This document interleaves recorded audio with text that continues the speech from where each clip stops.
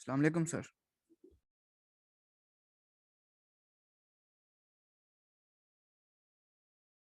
हाँ जी, वालेकुम सलाम।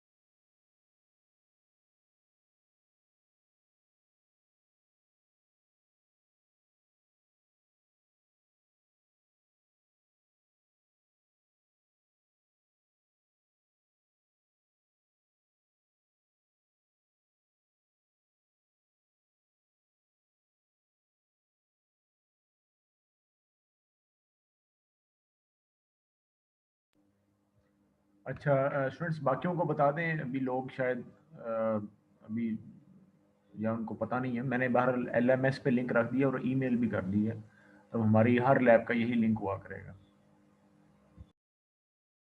जी सर, बस आपने मेल कर दिया ना, आ जाएंगे लोग मेल देख के। ओके हो गया सर।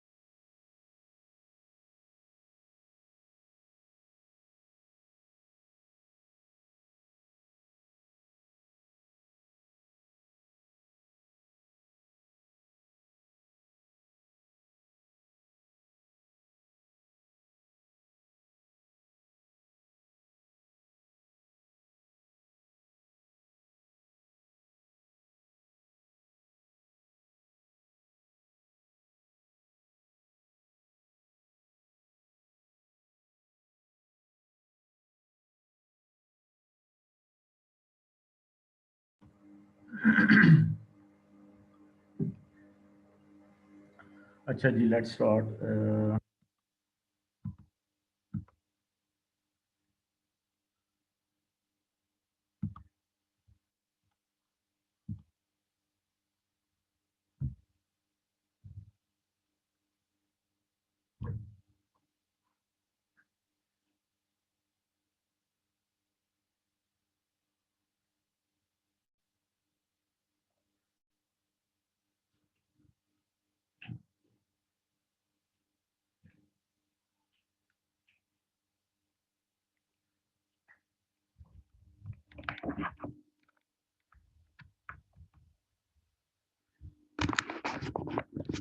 अच्छा, हमारी जो ये लैब है ना, दिस इज अबाउट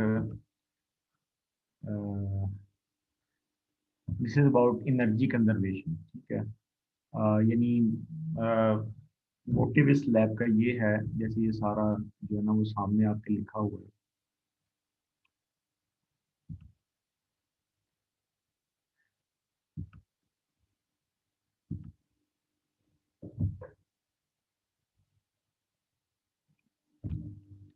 कि हम चाहते हैं कि जी एक प्रॉब्लम स्टेटमेंट जो है वो क्या है कि a typical residential electrical load comprises of the following. ठीक है, यानी घर में जो लोड लगा होता है ये उसकी बात हो रही है।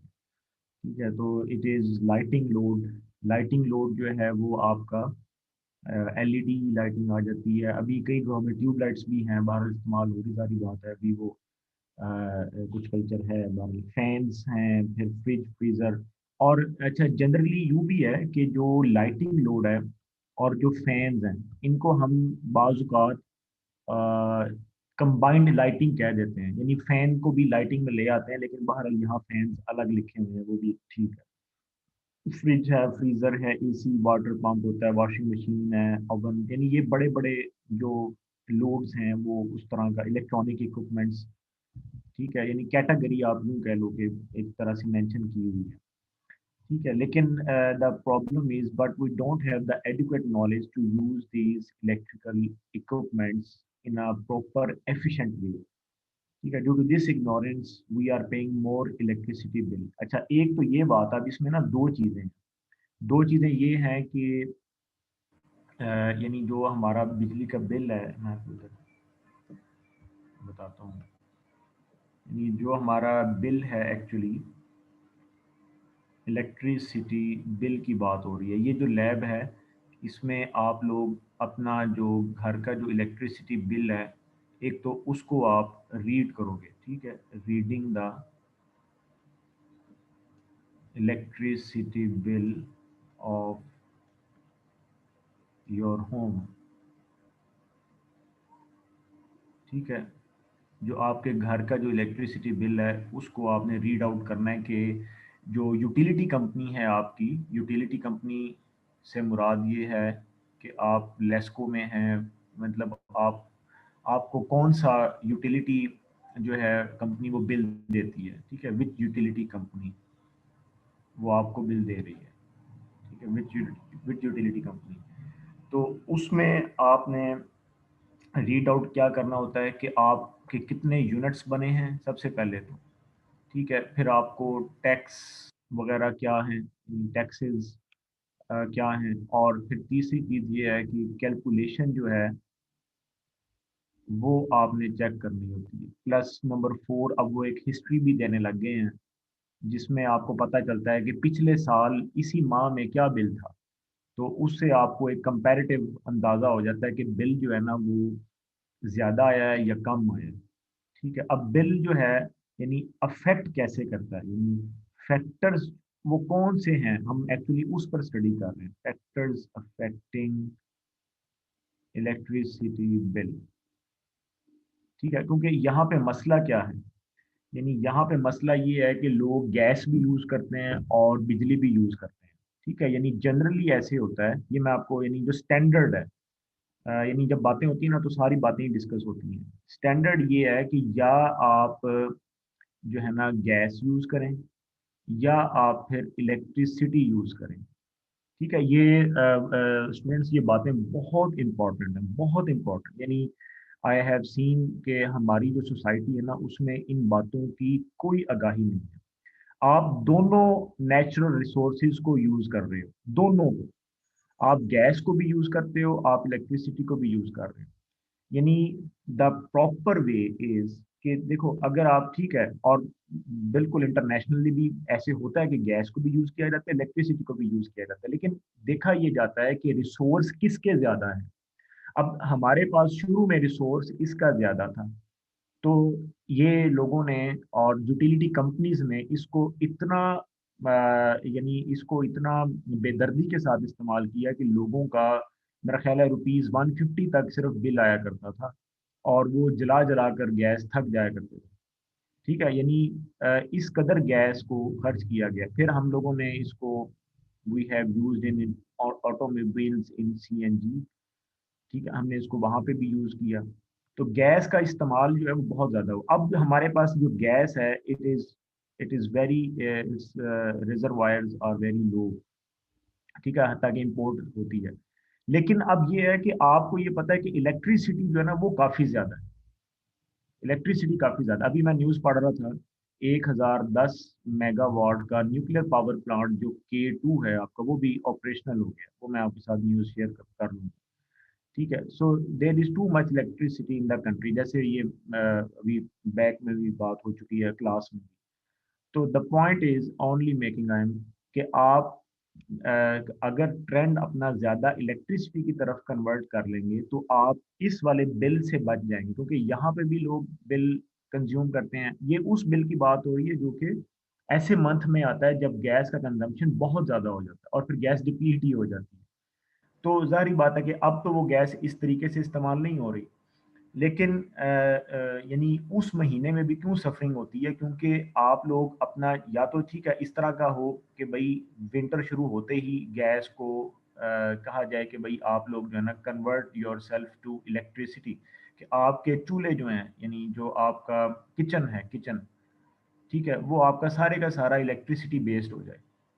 तो या आप इलेक्ट्रिसिटी यूज करें उस वक्त, या गैस यूज करें। तो गैस अब है नहीं, तो जाहिर बात है हम इलेक्ट्रिसिटी ही यूज करेंगे। तो जाके आप अपना यहाँ से जो बिल बनेगा उसको आप इधर जो है, क्योंकि क्यों, जब आपका विंटर होता है, हम दो सीजन्स की बात कर रहे हैं यहाँ पे मेनली, और एक समर है। जब आपका विंटर होता है, you do not run fans, you do not run ACs, ठीक, you do not run air coolers.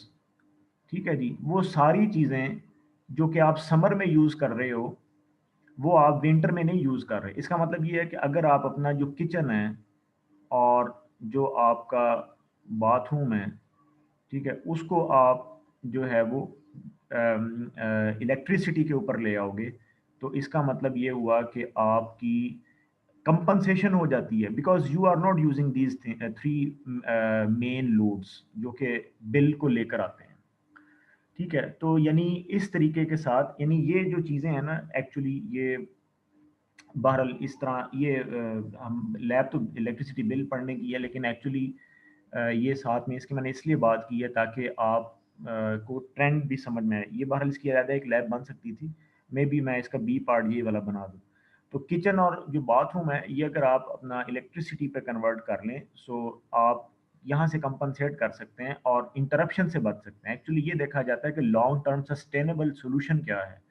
अगर आपके पास आज गैस नहीं है, तो आपको ये देखना चाहिए कि जब उसकी यूजेज ज़्यादा होती है तो आप अपना ट्रेंड तब्दील कर लें। अब समर है, समर में आप ये सारी चीज़ें यूज़ कर रहे हो, इसका मतलब ये है कि आपका बिल बहुत ज़्यादा आने वाला है। अब आप जो अपना ये दोनों चीज़ें हैं, ये दोनों आप गैस पे कन्वर्ट कर लें।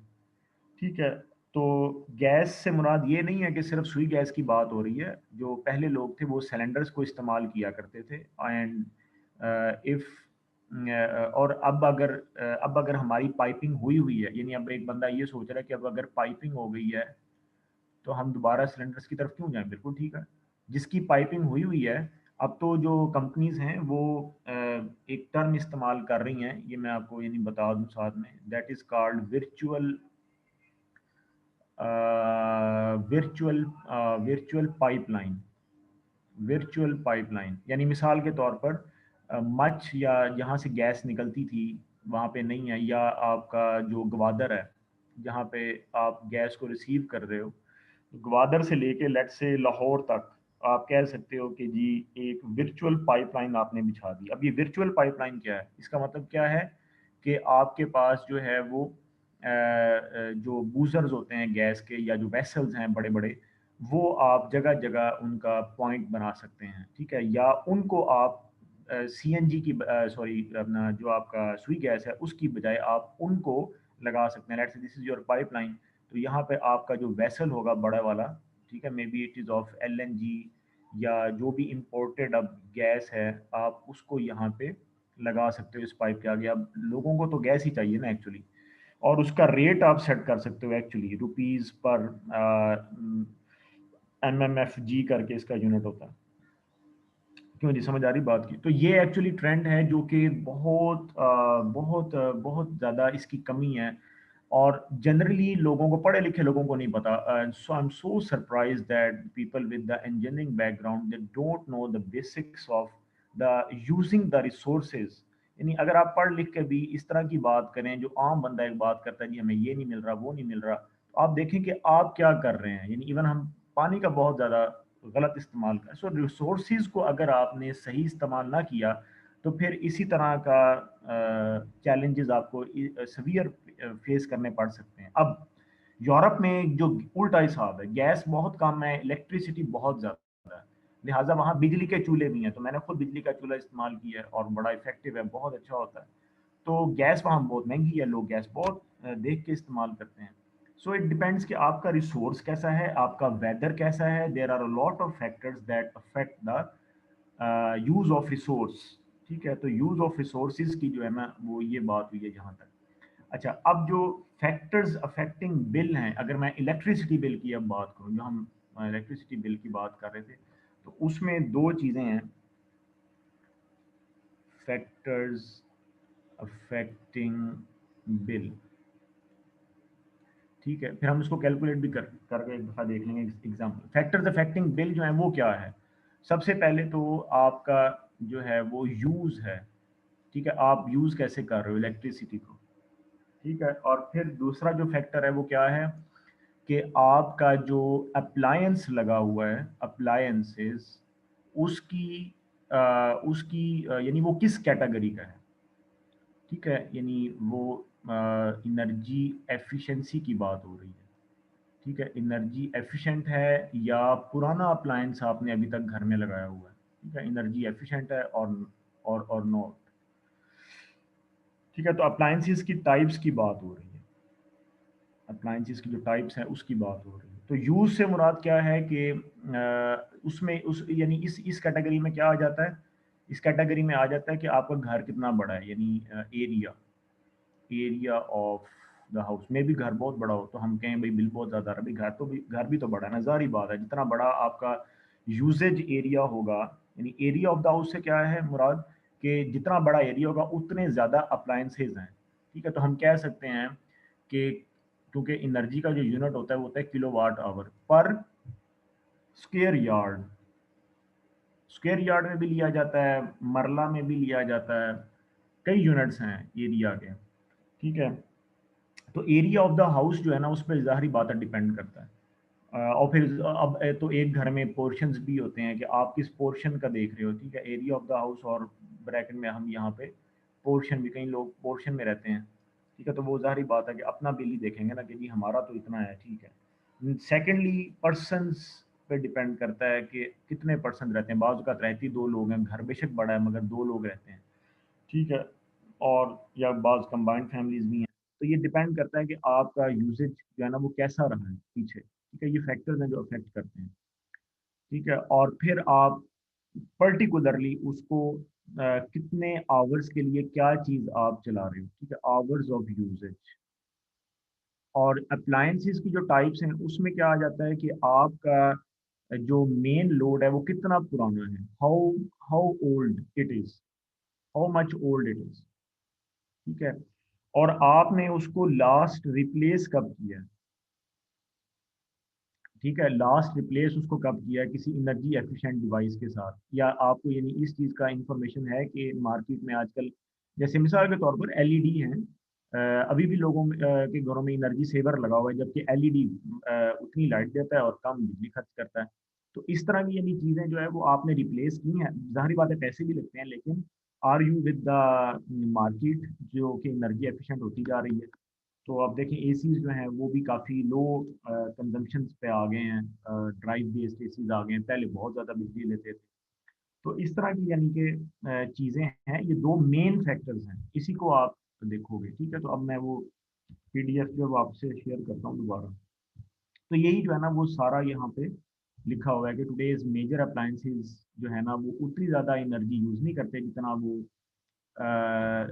पास्ट में करते थे, क्योंकि फेडरल गवर्नमेंट जो है या मतलब जो गवर्नमेंट है उसने एक इदारा बनाया है जो कि एनर्जी एफिशिएंसी को मॉनिटर करता है। जहाँ भी फैक्ट्री में ये चीज़ें बनती हैं, पंखा बन रहा है या जो भी चीज़ है, उनको वो एनर्जी स्टार का आपने सिंबल देखा होगा कि भाई ये कम से कम बिजली खर्च करता है। ठीक है, यानी मैं जो बात कर रहा हूँ वो ये है कि अगर हम गवर्नमेंट लेवल पे देखें तो गवर्नमेंट ने अगर इस चीज़ को मेक श्योर करना है वो क्या करेगी, तो वो एक फिर अथॉरिटी बनाती है। यानी ये भी बात साथ में हो जाए तो आपको पता चल जाएगा। यानी गवर्नमेंट लेवल पे अगर हम देखें तो उसको एक एनर्जी कंजर्वेशन अथॉरिटी बनानी पड़ती है। ठीक है, एनर्जी कंजर्वेशन अथॉरिटी जो कि इस बात को मेक श्योर करती है कि जो क्योंकि चीज़ें तो फैक्ट्रीज से बन के आती हैं ना, यानी जो फैक्ट्रीज हैं आपकी जो कि इलेक्ट्रिकल अप्लायंसेस को बना रही हैं, वही आगे फिर यूज़ होता है ना घरों में। घर तो जो घरों में चीज़ें यूज़ होनी है वो तो मार्केट से आनी है, और मार्केट में कहाँ से आनी है, जहाँ फैक्ट्रीज बना रही है। तो फैक्ट्रीज को जो है ना वो यानी कंप्लायंस करना पड़ती है उन रूल्स की जो कि एनर्जी एफिशिएंसी अथॉरिटी जो मुल्क में है वो वाजिया करती है। ठीक है, जिसमें आपने सुना होगा एनर्जी स्टार के नाम से। Energy star is nothing but some क्या उसको कहते हैं, code of conduct. Energy star जो है वो एक कोड ऑफ कंडक्ट है जिसको फैक्ट्री को ओबे करना पड़ता है। मिसाल के तौर पर कि भाई आपने प्योर एल्यूमिनियम नहीं यूज़ करना। ठीक है, अगर आप प्योर एल्यूमिनियम यूज़ करेंगे तो आपके लॉसेस भी ज़्यादा होंगे, अप्लायंस हीट अप भी होगी, और जो आपकी एक्टिव पावर कंजम्पशन है जो रियली होनी चाहिए वो नहीं हो रही होगी। तो इससे फिर ज़ाहिर बात है कि बैक आपका वर्चुअल लोड ही बढ़ता जाता है। तो प्योर एल्यूमिनियम नहीं यूज़ करना, इसका कोई अलॉय यूज़ कर लें, क्योंकि ज़ाहिर बात है प्योर कॉपर जो है वो तो बहुत महंगा होता है। ठीक है, तो मतलब इस तरह के जो है वो आपके होते हैं कोड ऑफ कंडक्ट, और ये बाकायदा से कंसल्टेंसीज होती हैं जो ये बना कर देती हैं गवर्नमेंट को। ठीक है, गवर्नमेंट जो है वो कंसल्टेंसीज को आगे हायर कर सकती है कि ये कोड ऑफ कंडक्ट्स को बनाया जाए। जैसे अभी उन्होंने इलेक्ट्रिक व्हीकल के लिए कंसल्टेंसीज को हायर किया, या जो होलसेल मार्केट है उसके लिए, तो वो कोड ऑफ कंडक्ट्स जो है ना वो बना कर देते हैं कि भाई इन कोड ऑफ कंडक्ट्स में रहकर आपने बिजनेस करना है। ठीक है, तो ये बात है जो हो रही है। अच्छा, फिर उसमें ये है कि एग्जांपल है। अब एग्जांपल जो है ना वो किस चीज़ की है कि let's calculate some electricity bill of a device. Let's say कि अगर आपके पास, यानी कि एक एग्जांपल है कि अगर आपके पास टीवी है आपका, ठीक है, and it consumes 10 watt power in standby mode, ठीक है, and 5 watt power in unplug mode. ठीक है, तो स्टैंड बाय मोड और अनप्लग मोड, अनप्लग मतलब अभी आपने प्लग लगाया हुआ है और उसकी जो रेड लाइट है वो जल रही है, यानी कि अनप्लग मोड है। और स्टैंड बाय मोड वो है कि अभी यानी एक उसके अंदर उन्होंने एक और डिवीजन कर दिया है कि जैसे होता है ना कि उसका डिस्प्ले में भी ऑफ हो जाए, जैसे आपकी स्क्रीन का डिस्प्ले ऑफ हो जाता है। ठीक है, वो स्टैंड बाय में होती है कि आप जैसे ही उसको ऐसे माउस चलाएंगे तो वो दोबारा से जो है वो वर्किंग कंडीशन में आ जाता है। तो this is the stand by mode and unplug mode. वो कहता है कि अगर आपका टीवी जो है वो 10 वॉट पावर, यानी एक एग्जांपल दी गई है, ये दोनों मोड्स में ये जो खर्च कर रहा है, और वो कहता है कि if TV runs 6 hours a day in each mode, यानी चाहे आपका स्टैंड बाय मोड है या अनप्लग मोड है, दोनों मोड्स में जो टीवी है वो 6 आवर्स अ डे चलता है, यानी एक दिन में 6 घंटे चलता है दोनों मोड्स में ईच। ठीक है, तो calculate the cost of energy consumption in 1 month if kilowatt hour is equal to rupees, यानी 1 किलोवाट आवर जो है इसकी प्राइस हम करंट इलेक्ट्रिसिटी बिल है आपका, उसके ऊपर देख सकते हैं, maybe some 17 point something हो या इस तरह से कुछ। तो यानी जो पर यूनिट कॉस्ट है वो आप अपने बिल के ऊपर देख सकते हो और उससे फिर आप मल्टीप्लाई कर सकते हो। तो इसको जो है वो हम जो है ना वो सॉल्व करते हैं, ठीक है। एक्सक्यूज मी सर, यूनिट्स का भी आजकल ये होता है कि फर्स्ट 300 यूनिट्स पे एक और प्राइस लगती है, उसके बाद वाले यूनिट्स पे कोई और प्राइस हाँ लगती है। बिल्कुल बिल्कुल बिल्कुल बिल्कुल, ऐसे ही है, ऐसे ही वो ना यानी अच्छा ये जो भी आपने बताया ना, ये ऐसे है कि यानी आपका ना स्लैब रेट है यहाँ पे, ठीक है। यानी क्योंकि उन्होंने स्लैब रेट होता है, क्योंकि एक चीज होती है कि आपका ना पीक रेट होता है, पीक रेट, ठीक है, यानी पीक आवर्स का रेट है। अब चूंकि कंडीशन जो है ना वो ये है कि ये तो वो ओबे नहीं कर रहे, पीक रेट को नहीं देख रहे कि लोग पीक आवर्स में क्या बिजली यूज कर रहे हैं, ठीक है। यानी जो शाम 6 बजे से आप कह लें रात 10 बजे तक होता है, ठीक है, इसका कोई अलग रेट वो यानी अगर आप बिल देखें तो 6 बजे से रात 10 बजे तक का जो बिल है वो नहीं लगाते। अच्छा, ये इसमें भी वेरिएंस है, ये मैं आपको पहले बता दूं, इसमें भी वेरिएंस है। जिनका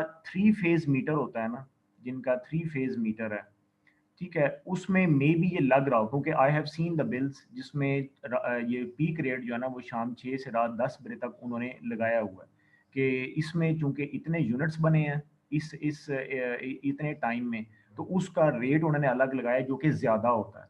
और बाकी जो है आपका 10 से लेके शाम 5 बजे तक अगले दिन तक का, तो वो अलग है। यस तो जो सर, मीटर पे भी लिखा होता है ये। हाँ लगा हुआ है, जो 3 फेज मीटर है ना उसमें ये मेंशन किया हुआ है उन्होंने वो उस पे ज्यादा। जो बिल आता है उसके ऊपर भी लिखा होता है ये। हाँ बिल्कुल बिल्कुल। और और जो और जिन फिर बिल्स को वो पीक रेट नहीं लगा रहे हैं ना, तो वहां पे अच्छा अब देखो ना, अब एक एक तो उन्होंने यहाँ पे आपको रोका है कि आप पीक आवर्स में कम से कम बिजली इस्तेमाल करें, तभी उन्होंने इसका रेट हाई भी रखा है और अलग भी कर दिया है। तो अब अगर एक और मीटर है जो कि आप कह लें कि सिंगल फेज मीटर है, ठीक है, अब उसको उन्होंने किस तरीके से बताना है कि आप बिजली का इस्तेमाल जो है वो मुनासिब रखें या जो भी है, तो वो फिर स्लैब्स मेंशन कर देते हैं कि जी पहले 50 यूनिट्स तक या 100 यूनिट्स तक आपका जो है ना वो ये रेट रहेगा, ठीक है, और फिर उसके बाद फ्रॉम अप टू 300 यूनिट्स जो है वो आपका ये रेट रहेगा। तो यानी वो इस तरह से वो वाजिया कर देते हैं कि और फिर आफ्टर 300 यूनिट्स जो हैं वो आपका अलग यानी अप टू 700 यूनिट्स जो है वो आपका ये रहेगा। अच्छा, इससे आपको ये भी पता चल जाता है कि यहाँ पे कितने कस्टमर्स आ रहे हैं, ठीक है, how much customers are there, ठीक है। अगर आपके ज़्यादा कस्टमर्स इसमें फॉल कर रहे हैं, इसका मतलब ये है कि बिजली जो है ना वो ज़्यादा इस्तेमाल हो नहीं रही, ठीक है। यानी हम यूँ कहेंगे कि जो आपकी पावर डेंसिटी है यानी किलोवाट आवर पर एरिया जो है वो आपका कम है, क्योंकि आपके ज़्यादा कस्टमर्स इसमें फॉल कर रहे हैं, ठीक है, या इसमें फॉल कर रहे हैं।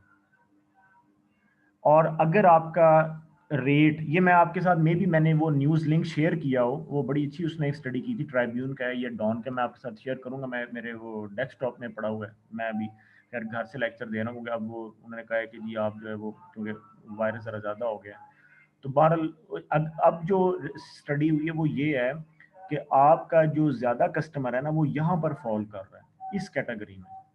अगर आपका ज्यादा कस्टमर यहाँ पर फॉल कर रहा है तो एवरेज से ज्यादा कस्टमर ज्यादा यहाँ पर, तो इसका मतलब ये है कि आपकी जो पावर की जो डेंसिटी है ना, जो पावर आपकी डेंसिटी है वो बहुत ज़्यादा बढ़ चुकी है, यानी पावर की जो रिक्वायरमेंट है इट इज़ इंक्रीजिंग।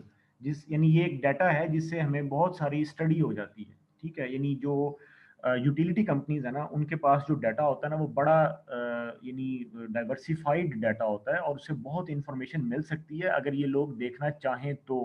और वो अपने आप को बहुत इंप्रूव कर सकते हैं अगर वो सही तरह इस डाटा की स्टडी करें या करवा लें, यूनिवर्सिटी से करवा लें, कंसल्टेंसी से करवा लें, तो ये डाटा बहुत हेल्पफुल होता है। अब पावर डेंसिटी आपको पता है जी बढ़ चुकी है, इसका मतलब क्या है? इसका मतलब ये कि आप अपने नेटवर्क को, अपने अपने इंफ्रास्ट्रक्चर को इम्प्रूव करें, अपने स्लैब रेट्स को देखें कि स्लैब रेट्स को भी अब इम्प्रूव करने की ज़रूरत है, ठीक है? या यानी अगर आपका ये वाला जो आपका यूनिट रेट है वो डिप्लीट ही होता जा रहा है, यानी 50 वाला और 100 वाला यहाँ पर फॉल ही नहीं कर रहा, यानी यहाँ पर इंतहाई लो कस्टमर है, यानी ज़ाहिर बात है कि अब लोग ज़्यादा अपना चलाने, तो इसका मतलब ये है कि आपको इसको रिवाइज करना चाहिए, 50 और 100 वाले को निकाल देना चाहिए, बिल्कुल ऐसे ही जैसे वो बेफिक्री कार्ड आ गया 500 रुपए का या 600 रुपए का।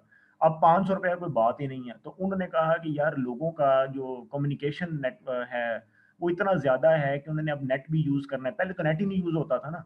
अब उन्होंने वो ट्रेंड देखते हुए, यानी ये जो कम्युनिकेशन की कंपनीज है ना, ये बहुत आप इनको आप मॉडल बनाकर इस वाले चीज़ को आप पढ़ सकते हो कि यानी इस तरह का ट्रेंड आपको देखना चाहिए कि कस्टमर का ट्रेंड किधर जा रहा है, और हमें उसको, और फिर इस तरह से यूटिलिटी कंपनी अच्छा कमा सकती है, ठीक है? सारी बात ये नहीं होती कि आपके पास बिजली कितनी है, नहीं नहीं, ये होती है कि आपने टैरिफ क्या सेट करना है कि आप एक अच्छा रिटर्न ले सकें उस पावर का जो आपने यूटिलिटी कस्टमर्स को दिया है, प्लस कस्टमर्स भी आराम महसूस करें, उसको भी ज़्यादा यूनिट रेट ना लगे।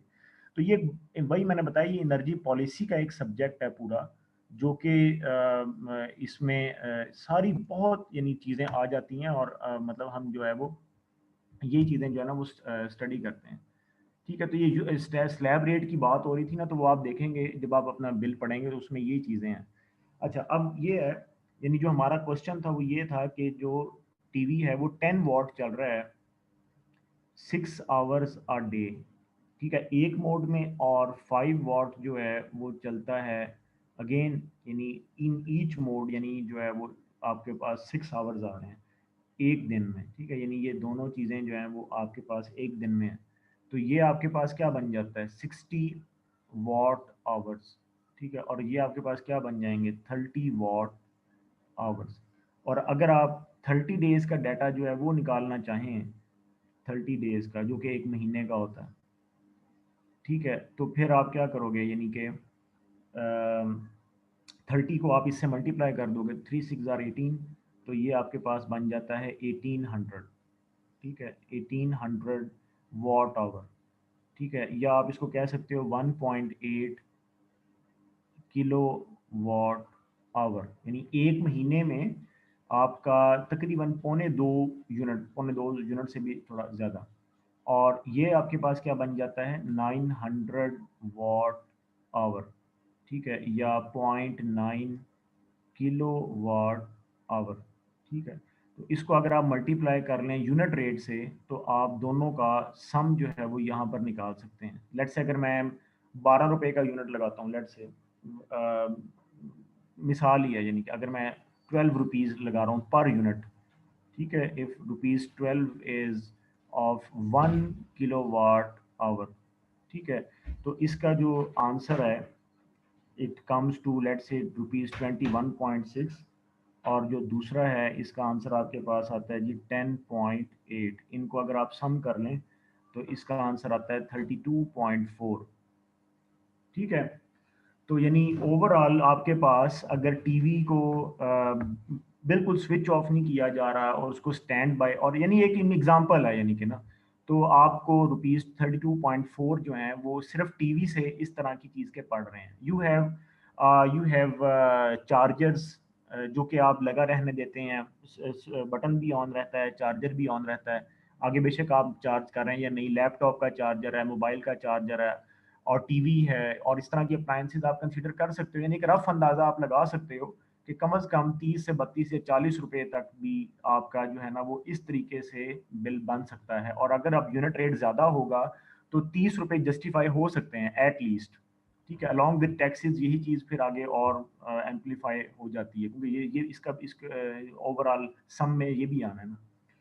तो ये एक छोटी सी कैलकुलेशन है, ये इसी तरह से कैलकुलेट आपने करना है, यानी जो रिक्वायरमेंट है वो क्या है लैब की, वो भी देख लेते हैं पीडीएफ फाइल में। यानी जो करना है वो ये है कि एक तो आप अपने बिल को स्टडी करना है आपने कि जी कैसे बिल आपका आया, तो दूसरा ये है कि आपने जो टास्क है, और ये भी मैं आपको बता देता हूँ एग्जांपल 2 क्या है, ये भी मैं आपको बता देता हूँ। वो टास्क ये है कि an audit of electricity bill of your home is required of June July और अगस्त 2020। एक्चुअली ये महीने इसलिए लिए गए हैं, आप कोई और महीना भी ले सकते हैं, नहीं ज़रूरी नहीं है, ये एक्चुअली एग्जांपल में ही मैंने लिखा है। उसकी रीज़न क्या है कि ये ज़रा पीक होता है ना आपका। वैसे तो यहाँ पे सितंबर में भी बिल्कुल वैसी गर्मी होती है जैसे अगस्त में होती है, कोई अक्टूबर में भी जाकर मौसम 15-16 अक्टूबर के बाद जाके कुछ बहुत तब्दील होता है। और मई अभी भी इतनी गर्मी हो गई है, तो मई से आप लगा सकते हैं, मैंने मई नहीं यहाँ पे लिखा, और आप मई से लगा सकते हैं, मई जून जुलाई अगस्त सितंबर अक्टूबर, 5 से 6 माह का आप डाटा, कोई सब एक महीना आप ले लें, एक महीने का बिल ले लें आप, बेशक 2-3 ना लें, एक महीने का बिल ले लें बेशक। तो उसमें ये है कि यानी इसको आप कैसे कम कर सकते हो एक्चुअली, तो ये सारी स्टडी हो जाती है। यानी आप जब पहले अपना बिल देखोगे, फिर आप अपनी जो कंजम्पशन है उसका देख के, so if yes then recalculate the bill by giving your recommendations with respect to the number of the devices should be used in a room। यानी आप ऑडिट का मतलब यही होता है कि आप ये देखें कि मैंने दो चीज़ें बताई थी, एक यूज़ और एक डिवाइस की एफिशिएंसी, यानी डिवाइस को आपने क्या पुराना तो नहीं लगाया हुआ। तो अगर मैं यूज़ पे बात करूं, तो ये वो चीज़ आ रही है कि the number of devices should be used in a room. ठीक है, यूज़ ऑफ डिवाइस वही बात आ गई, टाइमिंग उसकी, purchase of new energy efficient device. तो इन तीनों के लिहाज से आप अपना बिल जो है, यानी खुद आप बिल अपना रिकैलकुलेट करें, अपने घर का जो बिल है वो आप खुद रिकैलकुलेट करें। अच्छा, तो फिर आप देखें कि उसमें फ़र्क आता है, चाहे 500 या 1000 रुपए का फ़र्क आए या 2000 का आए, ज़्यादा नहीं, बेशक 500 रुपए का फ़र्क आ जाए, तो आप ये कह सकते हैं कि जी ये चीज़ें थी जो एक्स्ट्रा यूज़ हुई हैं, या यहाँ पे ज़्यादा यानी यूज़ होता है, या इस तरह से, या नया डिवाइस अगर हम लगाएं तो वो कम इलेक्ट्रिसिटी बिल लेगा। ठीक है, अच्छा, तो जो डिस्को की आपकी वेबसाइट है, यानी लेस्को की अपनी वेबसाइट है, या इस तरह वो भी आप देख सकते हो, या बिल पे भी आपका रुपीस पर किलोवाट आवर आ रहा है। ज़रूरी नहीं आप वेबसाइट ही देखोगे, यहाँ पे तो बहुत ज़्यादा फिर कैटेगरीज बनाई हुई हैं, तो हम उस तरफ नहीं जा रहे, लेकिन आप फिलहाल रुपीस पर किलोवाट आवर अपने बिल से ही लिख सकते हो। Take the units same as of bill और in report mention the size of the house. यानी रिपोर्ट में आपने ये चीज़ मेंशन करनी है कि सिर्फ यानी आपने एरिया इन मरला, नंबर ऑफ रूम्स और पर्सन्स, पर्सन्स का सिर्फ नंबर लिखना है, नाम नूम नहीं। मैंने यहाँ पे यानी मुराद ये है कि एक हमारे पास रिपोर्ट आनी चाहिए कि ये किस यानी कितने यानी किस पावर डेंसिटी की बात हो रही है एक्चुअली। ठीक है, यानी पावर डेंसिटी की कौन सी कैटेगरी है, 10 मरले की है, 5 मरले की है, या कैनाल की है, या आपके पास एक पोर्शन की है, and how much the persons जो एवरेज वहाँ पर रहते हैं, यानी ये किस पावर डेंसिटी की कैटेगरी में आता है, एक्चुअली इस चीज़ की बात हो रही है। अच्छा, ठीक हो गया जी। तो ये है जो आपने करना है, यानी एनर्जी कंजर्वेशन के उसमें ये आता है जो कि आप लोग करोगे। अच्छा, फिर ये चीज़ है कि is there any other factor for higher electricity bill. ये क्वेश्चन बहुत अहम है, इस क्वेश्चन का आपने आंसर करना है कि जी जो कोई दूसरा जो फैक्टर है जो आप देखते हो कि जी जो हायर इलेक्ट्रिसिटी बिल जो है उसमें आपका यानी उसकी वजह से भी बिल आता है या नहीं आता। ठीक है, तो उस बारे में आपका क्या ख्याल है? हाँ जी, बताएं।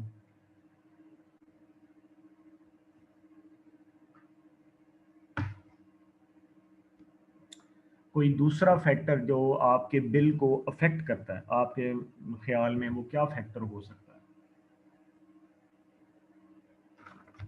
सर वायर लॉसेस भी हो सकते हैं। जी जी, बिल्कुल बिल्कुल बिल्कुल, आप बड़ा करेक्ट आंसर है। बिल्कुल, वायर लॉस जो है यानी इसमें हम अगर डिस्ट्रीब्यूटर की बात करें, यानी या यूं कह लें कि आपको मेन पैनल पे, आपके घर का जो मेन पैनल है वहाँ पे आपको क्या वोल्ट मिल रहे हैं। ठीक है, तो यानी ये वो वोल्ट लेवल है एक तो। ठीक है, इसको मैं यहाँ पे लिख देता हूँ ना, तो we can discuss it as well.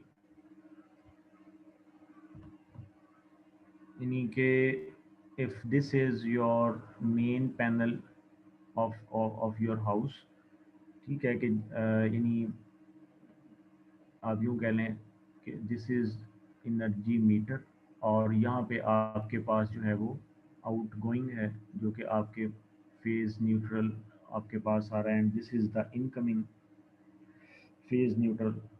जो आपने लिया हुआ है, ठीक है, and this is the main panel of your house. अब यहाँ पे आपने वोल्ट मीटर लगाया हुआ है, यहाँ पे एम मीटर भी है आपके पास, ये दो चीज़ें बाज़ औक़ात लगी होती हैं। यहाँ पे आपको क्या वोल्ट मिल रहे हैं, either it is 200 volts, either they are 205 volts, either they are 210 और 220। ये मैंने जितने भी बात की है, दे आर द एवरेज, यानी एवरेज आप पर मंथ के हिसाब से लगा सकते हो, ठीक, कि एक मंथ में क्या एवरेज रही, ठीक है। तो या तो अच्छा, अब इसमें क्वेश्चन है वो बड़ा आसान है, वो ये है कि आप क्या कर सकते हो कि अगर आप देखना चाहो कि यार एवरेज क्या वोल्टेज रहा, तो आप क्या करोगे भला, आप एक प्रोसेसर बेस्ड आर्डिनो बेस्ड भी आप वोल्ट मीटर, यानी जो आपका मेन सिंपल जो वोल्ट मीटर है उसको आप खोलें और उसको आप जो है अपने कंट्रोलर के साथ सेट करके जो है एक एलईडी एलसीडी जो है छोटी जो होती है आपकी, वो आप जो है ना वो आप लगा सकते हो, ठीक है, और वो आपको एवरेज बता रहा होगा, ठीक है, और नंबर ऑफ डेज के एतबार से कि अब तक जो है ना वो ये एवरेज रही है, तो वो एवरेज वोल्टेज जो है ना वो आप कैलकुलेट कर सकते हो। या अच्छा, एवरेज जो है, अब आपको पता है कि एवरेज आवर्स की भी होती है, एवरेज डेज की भी होती है। जब मैंने लिख दिया एवरेज पर मंथ, तो इसका मतलब ये है कि वो अ, जो जो डे टू डे आपकी एवरेज है ना वो कैलकुलेट करेगा, ठीक है, यानी डे टू डे, एक डे में क्या रही उसको दूसरे डे के साथ फिर और मे भी पहले वो एक सिंगल डे की, यानी ये एक छोटा सा प्रोजेक्ट बन सकता है, आप यूँ कह लें। तो जी समझ आ रही मैं क्या कह रहा हूँ, मैं यहाँ पे लिख देता हूँ, यानी मैं एक यस प्रोजेक्ट सर। की बात कर रहा हूँ कि हम ये देखना चाहते हैं कि जो वोल्टेज, अभी जैसे आपने कहा ना कि लाइन का लॉस है, ये वही बात है, देखे ना, लाइन के लॉस की वजह से, यानी कि ये वाली जो लाइन है ना, इस वाली लाइन की बात हो रही है, ये वाली जो लाइन है ना आपकी, कि और इसको हम क्या बोलते हैं, डिस्ट्रीब्यूटर, जो हमने जैसे कि हमने थ्योरी में पढ़ा, डिस्ट्रीब्यूटर, ये हम इसको कहते हैं। और ये पीछे सिल्वर वायर से आ रहा होता है, ठीक है, और हमने इसको देखना जो हमारे मीटर में आ रहा है, हम ये कहते हैं ये डिस्ट्रीब्यूटर है, हमें फाइनली ये तो मीटर है, इसने क्या वोल्टेज का ड्रॉप करना है, यानी फाइनली हमें यहाँ पर जो चीज़ मिल रही है वो ये है। अब इसका अगर हमने एवरेज लेना है, सो आप एक प्रोसेसर बेस्ड वोल्ट मीटर जो है वो आप लगा सकते हैं, ठीक है, प्रोसेसर बेस्ड वोल्ट मीटर जो है वो आप लगा सकते हो कि आपके वोल्ट जो है ना वो क्या चले हैं। और ये मैं एक और आपको बात बताता हूँ कि जो आपके पास हाई टेक मीटर्स होते हैं ना, जो फैक्ट्रीज वाले इस्तेमाल करते हैं, क्योंकि फैक्ट्री में आपको ना पावर फैक्टर चाहिए होता है मेनली, तो वो उनके पास ना पूरे महीने का डाटा होता है। और भी आसान करने के लिए मैं आपको एक और इसका आसान हल बताता हूँ, यानी प्रोसेसर बेस्ड वोल्ट मीटर लगेगा, वो क्या करेगा कि वो ना डाटा को सेव करता जाएगा, ठीक है, आप उसकी मेमोरी बना लें, मेमोरी, ठीक है, मेमोरी उसके साथ आप अटैच कर लें, या मे बी उसमें इतनी मेमोरी हो कि आप ना यूज़र पे छोड़ दें कि वो अगर मंथ की किसी भी तारीख को देखना चाहे कि क्या वोल्ट रहा है तो वो देख सके। लेकिन फिर data will be replaced after 15 of next month, यानी कि जैसे 15 फरवरी को, या आज महीना जो है वो मार्च का चल रहा है, तो 15 मार्च को ना वो डाटा रिप्लेस हो जाएगा नया डाटा से, अगर आपने उसको एक्सेस ना किया तो, ठीक है जी, यानी अब आपके पास पूरे फरवरी का डाटा मिड मार्च तक अवेलेबल है। बात समझ में आ रही मैं क्या कह रहा हूँ, यानी फरवरी का जो डाटा है वो आपके पास मिड ऑफ मार्च तक अवेलेबल है। आप इस डाटा को लें और खुद से देखें कि आपके पास एवरेज वोल्टेज क्या चला है। Similarly you can do it for, यहाँ पे अगर मैं एक मीटर जो है वो पावर फैक्टर का भी रख लूँ जो घरों में नहीं होता, अभी मैं उसी की बात करने लगा हूँ। जो दूसरा फैक्टर है, एक आपने बहुत करेक्ट बताया, एक जो दूसरा फैक्टर है वो पावर फैक्टर का है, ठीक है, और ये आप देखेंगे कि जो आपका जो बिल है, आपने ये चीज़ ऑब्जर्व करनी है और उसमें आपने बतानी है अपनी रिपोर्ट में कि आपके बिल के ऊपर कोई पावर फैक्टर की कोई चीज़ लिखी हुई है, is there anything related to power factor mentioned in your bill, क्या आपके बिल के ऊपर पावर फैक्टर मेंशन्ड है। इसका मतलब ये है कि अगर अगर नहीं है, इफ नो, अगर नहीं है तो इसका मतलब ये है कि आपको केवीए में बिल नहीं आ रहा, आपको जो बिल आपको जो बिल आ रहा है, अच्छा ये मैं पावर फैक्टर के लिहाज से लिख रहा था, अगर पावर फैक्टर मेंशन नहीं है तो इसका मतलब ये कि आपको केवीए में बिल नहीं आ रहा, बल्कि आपको किलोवाट में बिल आ रहा है, किलोवाट में। और घंटों के लिहाज से देखें तो फिर किलोवाट आवर में बिल आ रहा है, आपको केवीए में बिल नहीं आ रहा। इंडस्ट्री को किलोवाट आवर प्लस केवीए दोनों में आता है, ठीक। अगर यस है, अगर बिल के ऊपर पावर फैक्टर मेंशन्ड है यस, जो कि इंडस्ट्री के लिए होता है, तो आपका बिल जो होता है वो केवीए प्लस किलोवाट आवर दोनों में आ रहा होता है, ठीक है, ऐसे होता है, सही। तो इसका जो फार्मूला है वो क्या बनता है, के डब्ल्यू इज इक्वल टू के V A into cos of five, ठीक है। तो केवीए में अगर मैंने बिल लेना है तो केवीए क्या हो जाएगा, it is equal to K W by cos of five. अब बस यही एक चीज है यार, सही। अगर आपका पावर फैक्टर पुअर चला है, पुअर यानी 0.8 0.7, जितना पावर फैक्टर तुम्हारा पुअर होता जाएगा ना, केवीए जो है ना वो बढ़ता जाएगा। के डब्ल्यू को तुम कांस्टेंट कर दो, क्योंकि ये तो आपकी यूजफुल पावर है ना, ठीक है। यानी आपका जो मोटर है जितनी उसकी यूजफुल पावर है, यानी कि वो 1 हॉर्स पावर की है या 0.5 हॉर्स पावर की है, वो तो नहीं बदलेगी उसकी, वो तो उसकी नेचर है, डिजाइनर ने उसको सेट कर दिया। हाँ, मगर पावर फैक्टर है जो कि आपका अगर लैग करता गया तो आपका केवीए बढ़ता जाएगा, और इसीलिए जो यूटिलिटी है वो इंडस्ट्री को केवीए में बिल देती है, ठीक है, कि 1 केवीए का जी हम इतना चार्ज करेंगे आपका, क्योंकि जी आपने बड़ी बड़ी मोटरें लगाई हुई हैं, क्योंकि फैक्ट्री में तो जारी बात है कमर्शियल लेवल की मोटर लगी होती है, हॉर्स पावर में लगी होती है, तो इसलिए वो उसको पावर फैक्टर में भी बिल देते हैं। आपने ये चीज ऑब्जर्व करनी है कि आपका जो सिंगल फेज या इवन 3 फेज जो बिल भी है, क्योंकि लोगों के 3 फेज मीटर भी हैं, तो क्या वहां पे पावर फैक्टर मेंशन्ड है या नहीं है। क्यों नहीं समझ आई बात की? अगर तो है तो बस फिर तो आप तैयारी कर लें, आपको कैपेसिटर बैंक लगाना पड़ेगा फिर, और उसका कोई हल नहीं है, ठीक है। अप्लाई द कैपेसिटर बैंक, सीधी सी बात है। फिर आपके पास एम्बर कैपेसिटर की एक ऑप्शन है, बहुत अच्छी कंपनी है, या आपके पास फ्यूजी वाले हैं, ख्वाजा इलेक्ट्रॉनिक्स वाले बना रहे हैं इसे। ये दो मेन कंपनीज हैं जो ऑपरेट कर रही हैं, और आप इनके पावर फैक्टर्स खरीद सकते हैं। इवन ग्रिड भी, जो आपका लेस यूटिलिटी कंपनीज भी इनके कस्टमर हैं, ठीक है। एम्बर का भी यूटिलिटी कंपनी कस्टमर और फ्यूजी का भी है। तो आप इनका कैपेसिटर बैंक आप अपने घर में लगाएं। अगर नहीं है तो फिर आपको फिक्र करने की ज़रूरत नहीं है, लेकिन है भी, है भी। अब मैं यही चीज़ आपको मेंशन करने लगा था, तो ये मैं पहले प्रोजेक्ट की बात कर रहा था, वो मुकम्मल कर लूँ, फिर मैं इसका जवाब दूंगा जो मैंने पावर फैक्टर की बात की और वोल्टेज की बात की, दोनों को डिस्कस करेंगे कि ये फैक्टर्स कैसे अफेक्ट करते हैं हमारे बिल को। ये बहुत अहम चीज़ है और लोगों को इस बात का पता नहीं है। अच्छा, अब ये है कि पहले हम, हाँ जी आदिल। सर मैंने पूछना था, कुछ घरों में सिंगल फेज मीटर लगा होता है लेकिन वहां पे भी तो मोटर्स चल रही हैं, चाहे वो वाटर पंप की हैं या कुछ और हैं, लेकिन वहां भी इंडक्शन मोटर्स लगी हुई हैं, तो वहां पे हाँ कोई इफेक्ट नहीं आता कि आपको पावर फैक्टर की जरूरत पड़े। हाँ हाँ हाँ हाँ, बिल्कुल बिल्कुल बिल्कुल, यही आदिल बड़ा अच्छा सवाल है। मैं इसी क्वेश्चन का ना आंसर करता हूँ। ये और वो उस वक्त आंसर होगा ना कि जब हम दोनों फैक्टर्स को ऐसे साइड बाय साइड देखेंगे, ठीक है। बिल्कुल यही यही क्वेश्चन है, और यही जहन में क्वेश्चन आता है कि घर में भी आपके पास, आपने सिर्फ वाटर मोटर की बात की है, आपको अगर आप घर में ऑब्जर्व करें तो, बल्कि ये भी आप ऑब्जर्व करें अपने घर में, और अब आपको पता चल भी जाएगा कि और कितने लोड्स हैं जिसमें मोटरें लगी हुई हैं। क्या फ्रिज में मोटर लगी हुई है? बिल्कुल लगी हुई है। फ्रिज में यस कंप्रेसर सर। नहीं होता, तो कंप्रेसर इज अ मोटर। अच्छा, और कहाँ मोटर लगी हुई है आपकी?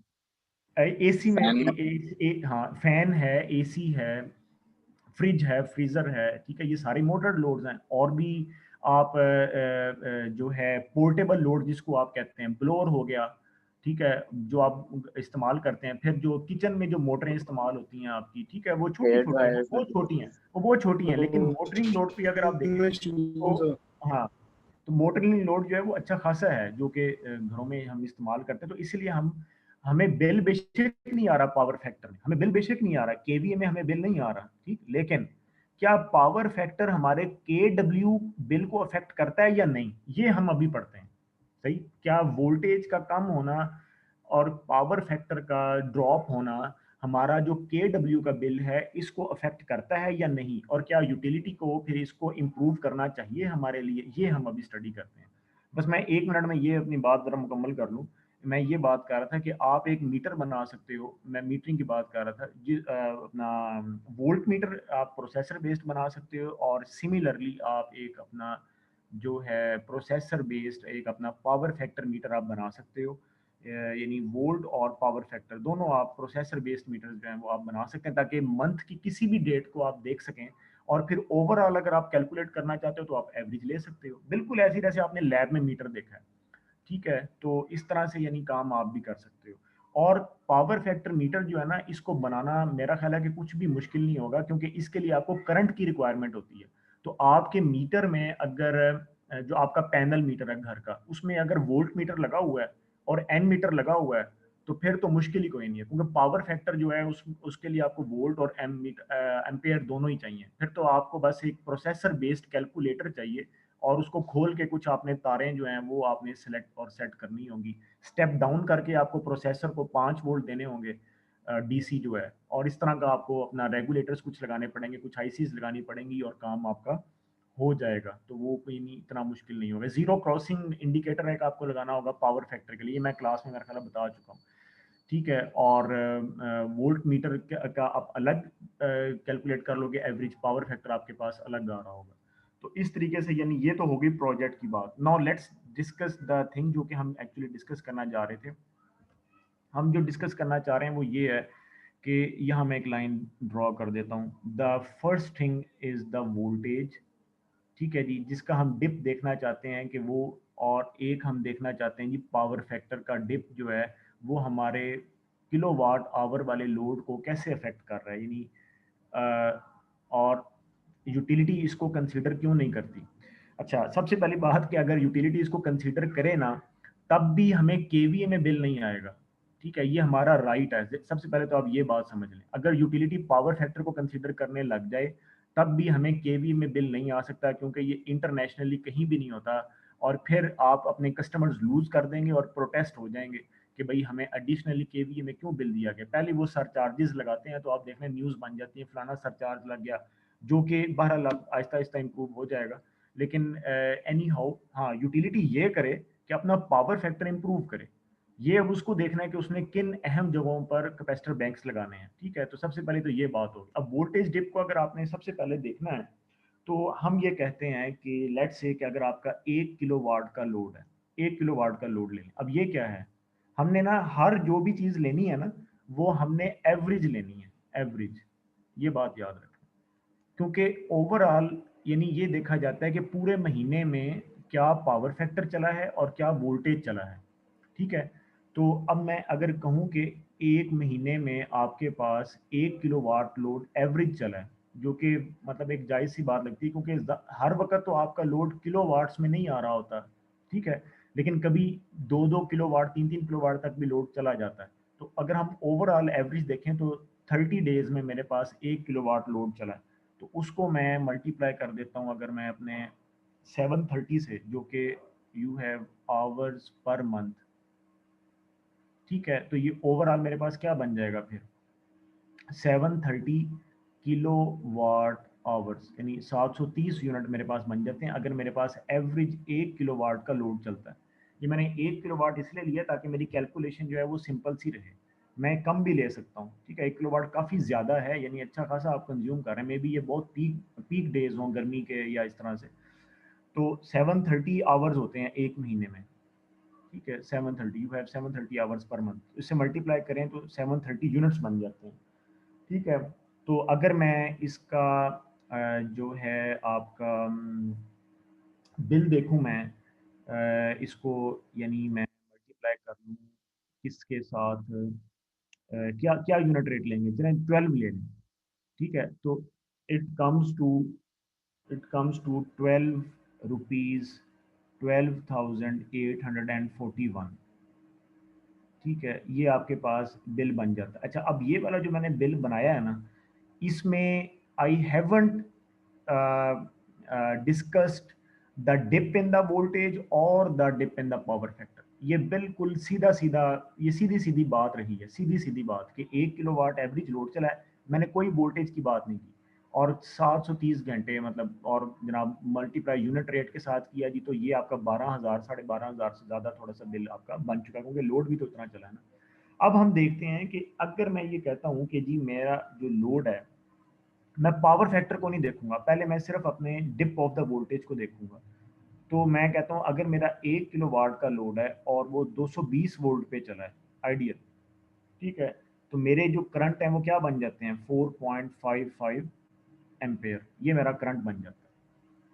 ठीक है, मैं यहाँ पे पावर फैक्टर को नहीं ले रहा, मैंने फिर से बताया, और वो मैं क्यों नहीं ले रहा, क्योंकि एक वक्त में एक वेरिएबल को आप देख सकते हैं, दो को इकट्ठे नहीं आप देख सकते, एक वक्त में एक वेरिएबल को आप देखेंगे। तो पावर फैक्टर को आप कांस्टेंट 1 ले लें या बेशक 0.8 ले लें, उसके हिसाब से कैलकुलेशन रहेगी। मेरा कहने का मकसद ये है कि एक बंदा कहता है कि मेरा जो एवरेज जो आपका जो है, एक सेकंड, अच्छा, यानी एक बंदा जो है वो ये कहता है कि मेरा जो है ना वो एवरेज जो वोल्ट है वो चला है 205, ठीक है, तो उसका जो एम्पेयरेज है वो बन जाता है जी 4.88 एम्पेयर। ठीक है, तो अब आप इन दोनों का डिफरेंस निकाल लें, यानी एक का एवरेज वोल्टेज ये चला है सारा महीना और एक का एवरेज वोल्टेज 220 चला है, तो इसका ये वाला करंट आ गया और इसका ये वाला करंट आ गया। ठीक है, ये हम थोड़ी सी जगह ले लेते हैं यहाँ से। तो अब आपका डिफरेंस जो बन जाएगा वो हो जाएगा 4.88 minus 4.55 and it comes to 0.33 ampere. ठीक है, तो ये आपका डिफरेंस बन जाता है करंट का। अब इस करंट के आप यूनिट्स बना लें, तो आप क्या करोगे, 0.33 मल्टीप्लाई 220, ये आपकी पावर बन गई। ठीक है, और मल्टीप्लाई आप, ये पूरे महीने की बात हो रही है ना, तो आप 730 से मल्टीप्लाई कर देंगे, ये आपके आवर बन गए, बाय आप क्या कर देंगे, 1000 कर देंगे, तो ये आपका क्या बन गया, kilowatt hour. So it comes to 3.614 kilowatt hour. ठीक है, तो इतना यूनिट्स आपके एडिशनल बन रहे हैं। क्यों नहीं समझ आ रही बात की, यानी 0.33 को मैंने किसके साथ मल्टीप्लाई किया, वोल्ट के साथ, और मल्टीप्लाई मैंने इसको कर दिया जो एक महीने में आपका आवर्स पर मंथ है, डिवाइडेड बाय 1000 करें तो आपका ये आंसर बन जाता है 3.614 यूनिट्स। अब आप इसको अगेन मल्टीप्लाई करके 12 से देखें ना, तो आपके कोई 36 रुपये या तकरीबन 37 रुपीज़ आपके एडिशनल आ रहे हैं, जो कि इतनी डिप ऑफ द वोल्टेज से आ रहे हैं, if you are not considering the power factor. ये उस वक्त है अगर आपका एवरेज वोल्टेज 205 चला है और आपका एवरेज लोड जो है वो 1 किलो वाट है, तो इससे फिलहाल तो यही लग रहा है कि वोल्टेज डिप से कोई इतना ज़्यादा अफेक्ट नहीं होता।